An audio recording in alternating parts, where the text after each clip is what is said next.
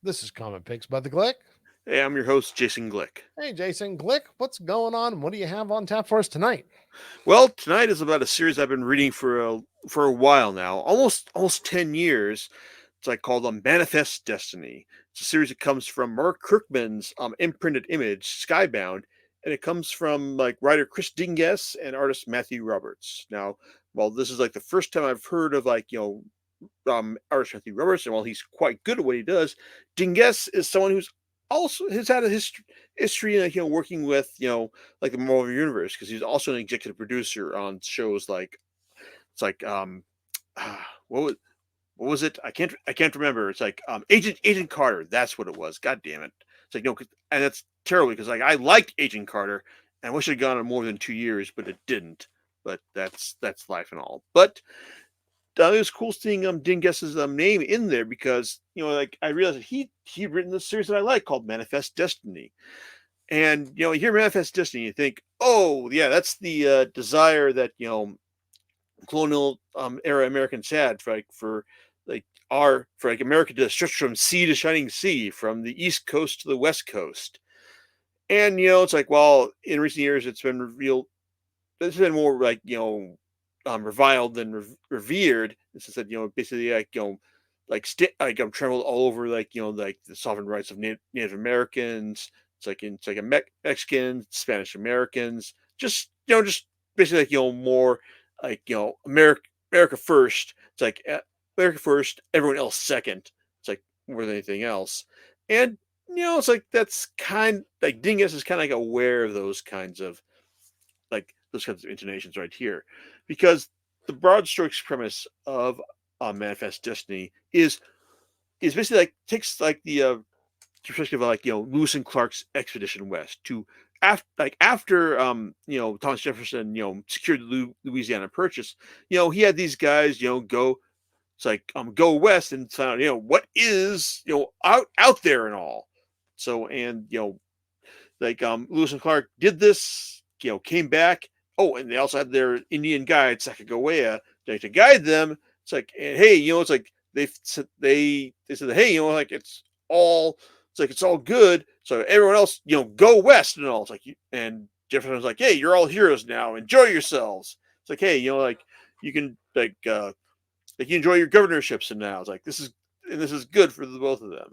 Well, Dinges's and Robert's approach to this is a bit more complex than that, because the basic idea behind Manifest Destiny, the comic book series, is what if their exploration, like their corpse of discovery, had more in common with the X Files than anything else, because it's like they because like the first volume basically has them encountering like encountering buffalo men, not and basically it's, or buffalo tars, basically like half horse, half buffalo, half like all men as well.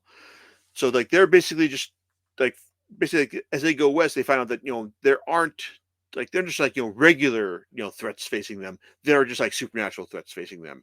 And one of them in the very first volume, like isn't just like Buffalo Man, but also the it's like some fauna that also like like secure like causes them to like fall into a sleep, and just like dream of like whatever they want, basically like basically like succumb to their to their like greatest desires or greatest fears as well. That's basically like the thrust of the series, like, in that each volume involves like a new threat. Like volume two like has them facing off against a giant evil river frog that tries to like eat them. Volume three has them like taking on some like quasi Muppet-esque creatures called the Fairzon, basically like, intelligent like bird-like creatures who like think that humans like taste delicious, but are also enthralled to this bat creature that likes to steal heads in order to like use one as its own in order to like prolong its own life. Oh, and then there's also like volume four, which just basically titled Sasquatch. because there are also these one-eyed creatures that are just out to that initially they seem like they're going to just be friendly, but then when the original Corpus of Discovery tried to came out west, and basically wound up having to feast on them in order to survive the winter. Well, that basically turned them against all humans, and now Lewis and Clark's expedition have to pay the price. So basically, it's like every volume is just basically a showcase of what a new threat has to they have to face each time. And on one hand, it's like I think that's like a fine a proposition for a series, even though it's like we relayed threads of what's going to happen in the long term, such as the pregnancy between Sacagawea and the mischievous Frenchman Charbonneau, which we're told is has it's there's reasons that she had to get pregnant and all, and also just like Lewis and Clark's own previous history as as fighters in the Native American wars between the between the American colonies and the natives at the time. Rereading my reviews of this, it's like I mentioned in volume 1 like how I thought that this is kind of like weird in the sense you're positioning these characters like as our protagonists, as our sensible heroes, and why are you like flagging up the fact that these guys are Native American killers? It's like this seems kind of weird, but the more you read this, the more you realize that, oh, wait a second. Well, actually, let me back up for a second, because I read the final volume. It's like about like a little over a week ago, and when I read it, I was like, wow, it's like this seems really kind of brutal and all. It's like in terms of how you're wrapping things up, and kind of at odds with like how I thought this series was going to go. So, but of course, I reread all like the series from front to back once once I get the final volume. And well, it turns out this is more of a feature than a bug, because well, it turns out that Lewis and Clark, they're not actually the heroes of this story. They're just the protagonists. They are aware of like the reasons they're going west and all, and in order they're basically here to secure the it's like the what these western reaches for for Americans in general. And on one hand, well, that basically means like slaughtering any threats they come across. It also means like like the supernatural threat that they've been promised to, which is like established by the previous journeymen who came before them. Well, it's like they're going to need to engage in a bit of baby killing in order to secure the future of the United States. And when you hear this, as I did around volume 5, it's like I thought, okay, that's kind of fucked up, but okay, but these guys are protagonists. Like they're fighting for what's right and all. Like they're going to find some way around this, right? Well, it's like rereading things. It's like the stuff that Dinges sets up in volume 8. It's like is actually foreshadowed pretty explicitly. It's like over the course of the many volumes beforehand. We get the idea that like while Lewis, who's portrayed as a more scientific inquisitive type, is also in this for the glory. It's like he wants to be remembered for his part in the expedition in west in order to secure the western border for the United States. It's like, and basically like establish his place in history. And Clark, well, it's like he's like getting over his PTSD from his time in the wars against the Native Americans.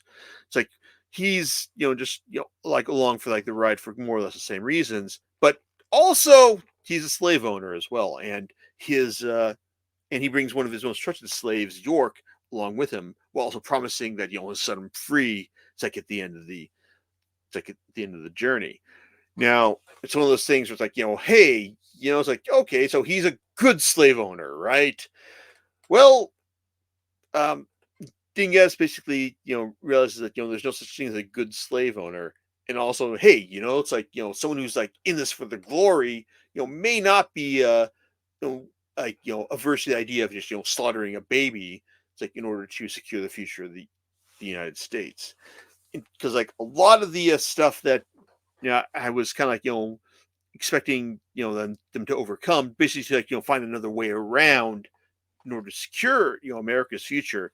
Well, that turns out to be more of a feature than a bug. It's like the final volume basically establishes that it's like our heroes. Well, they're not actually heroes. They're basically just trying to like do their best in order to like secure America's future. Like interested in everyone else be damned. It's like, and if anything, it's like I was a bit let down by this.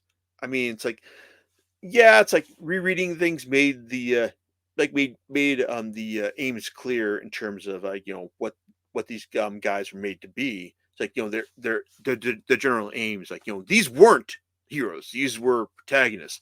These are guys like they're just the main characters and not the like the heroes that we were like led to be. They're not out to be better than themselves. They're just trying to like do what's best for America and for their own glory.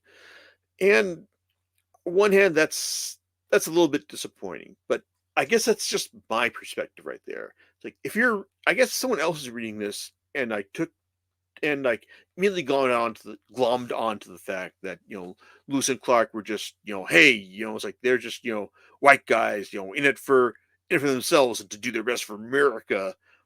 Then this final revelation that they weren't the good guys, that they were just like doing for themselves.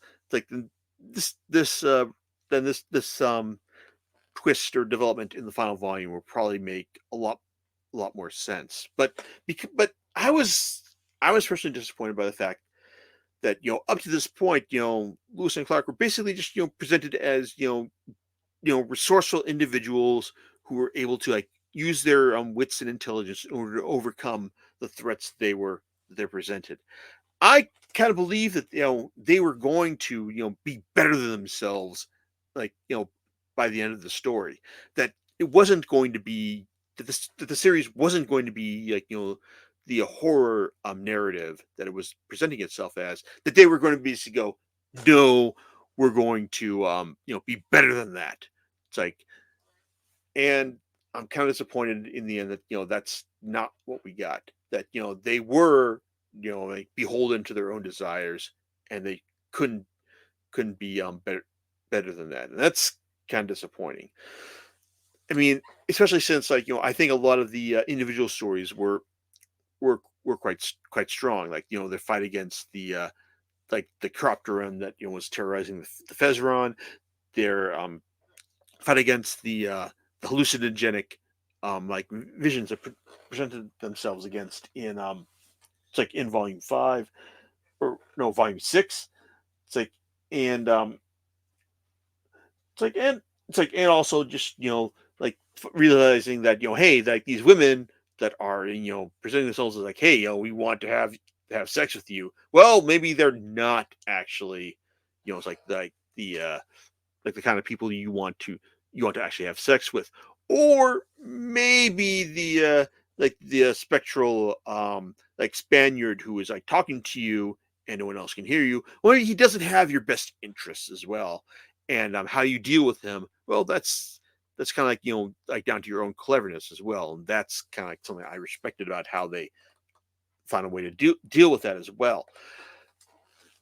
I mean, this and also like the business with like with guys like it's like Randolph, it's like and Christopher. It's like they're like these two guys who were basically presented as being like it's like like really Randolph and Russell. It's like guys who are just like presented as being like kind of each other's throats because Randolph was basically like press ganged into the group because he was arrested because of buggery, or rather homosexuality, in terms of like terms of the era. But Russell, was just kind of like, oh, it's like I don't like you, like Randolph. It's like I don't, like trust you and all. It's like because of your history of buggery. Now he doesn't say this, but that's basically what he was his personality for most of the volumes.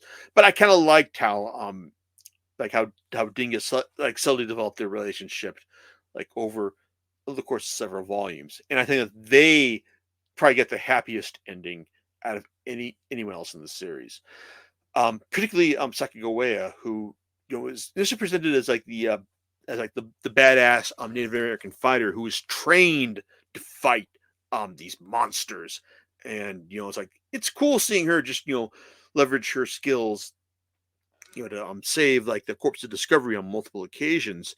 But she's also the one who is like destined to bear the war child that they're going to sacrifice to secure America's future, and that she also believes is also going to like secure like the Native Americans' future, like from war against like America and by extension the white man.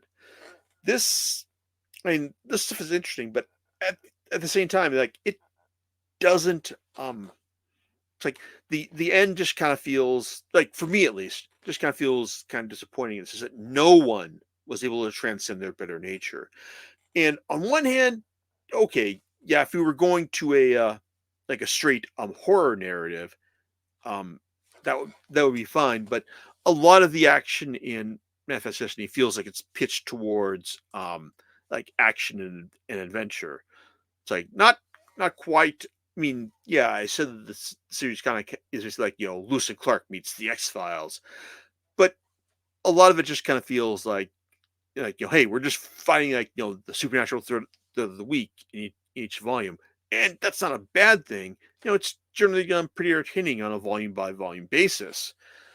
But it's just like once I got to the final volume and I realized that, oh, wait a second, like I'm not reading about the heroes. I'm just reading about the protagonists, who are actually kind of like really shitty people who can't rise above their own best interests. That's kind of disappointing, and like ultimately, kind of lowers the series estimation in my vein, because it's kind of like it's like Manifest Destiny is kind of something that well, after reading and rereading this like all 8 volumes, it's like it kind of feels that if you look at Lewis and Clark, from volume 1 and realize, oh, these guys are not the heroes. They're just, bad men who have just been given a shot at glory that they don't deserve, then yeah, I think you'll probably enjoy this, because things don't end well for them. And also they don't end well for just about anyone in the series, particularly Clark's main slave, York, who gets done especially dirty like over the course of the series, to the point where it's kind of like, man, I just feel kind of bad how he wound up. I mean, it just like it just feels unnecessary how his story ends. So, but for everyone else, it's kind of like it's just like a it's not so much like like a fun like supernatural X Files type adventure where like, you're fighting against the supernatural threat of the volume. It's like it's one where it's like you look at America's like press to the West, that it's one that basically reaffirms the idea of Manifest Destiny as being more of a destructive doctrine, more of one that espouses like wonder. It's like and it's like in advancement, which it's like maybe the right thing, but at the same time, it just like for the story that's being told here, just kind of feels more depressing than anything else. I mean, maybe you'll get something more about this if you think that Lewis and Clark are gigantic assholes who deserve to suffer for what they did. But I don't think that's what I got like from the first several volumes. And it wasn't until that final volume that I realized that, oh, I should have realized these guys are the bad guys, and I should have been waiting for them to suffer more than anything else. So it's good on its own terms, but I don't know. It's like I don't think it quite succeeds in the story that it was telling. I will say that it does look good for being an end because artist Matthew Roberts does have a good sense of style. It's like in terms of like just illustrating all like the lush like flora, fauna. It's like and also like various monsters that ever everyone encounters. I mean, you get the feeling at the end that he was kind of like more rushed or more just like a sense faced with a sense of oh my god, it's like we're finally at the end here. I gotta like knock this shit out right now. But it's like overall, it's like it looks good from beginning to the end, and that I can't knock it for. But the storytelling, I kind of wished more from it, and also the final reveal of like the arc that like pretends the future. That's kind of like more reaching and more like it thinks it's clever than it really is. So while there was stuff that I enjoyed about it, can't say that's something that I like that feels more than the sum of its parts or something that I enjoyed as much as I was expecting it to by the end. Well, all right then. Well, I think that's pretty much all there is to say about it. Do you know what you're going to be talking about next time? Okay, well, we're gonna need to block out April 1st for recording because we're not teaming with Rob next time, John. We're teaming up with his wife, Marisa, next time. Because unless things go horribly wrong, we're gonna be talking about Trigun next time. All right, sounds good, and we'll catch you next time on Comic Picks by the Glick. Laters.